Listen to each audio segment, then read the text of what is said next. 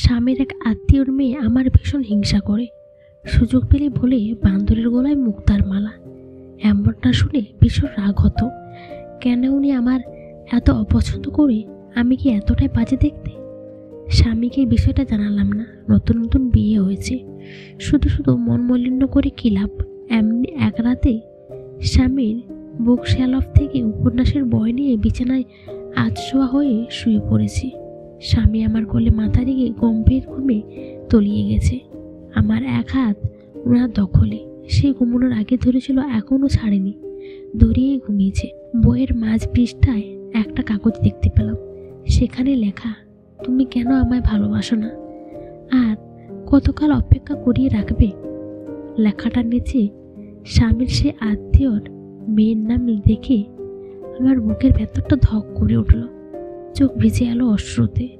টের পায়নি গাল বেয়ে অশ্রু কখন স্বামীর মুখে পড়েছে।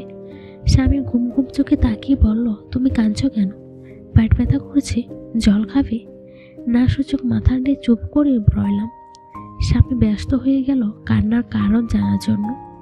এক পর্যায়ে বললাম, বিয়ের আগে আপনি কাউকে ভালোবাসতেন? স্বামী চোখ মুখ কুচকে বলল, কি বলো এসব? তুমি ছাড়া আমার জীবনে দ্বিতীয় কোনো নারী আসেনি। উত্তরে বললাম, ও আচ্ছা। স্বামী বলল, তোমার অসুস্থ লাগছে, ঘরে জল আনানি, দাঁড়াও আমি জল নিয়ে আসছি। উনি গেলেন জল আনতে। ফিরে এসে বললেন, তুমি এত গল্পের বই পড়ো, ধৈর্য শক্তি তোমার প্রবল। হক চকিয়ে বললাম, আপনি পড়েন না? এটা তো আপনারই বুক শেলফে রাখা ছিল। আমি বই পড়ি না, এইসব বই উপহার দিয়েছিল এক আত্মীয়র মেয়ে, কখনো পড়েনি, রেখে দিয়েছি।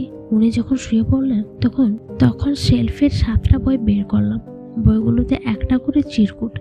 এতদিন বুঝলাম কেন ওই মেয়েটা আমার এত হিংসা করে। তার ভালোবাসার মানুষকে ছিনিয়ে নিয়েছি, হিংসে তো হবেই। গল্পটা কেমন হয়েছে অবশ্যই কমেন্ট করে জানাবেন।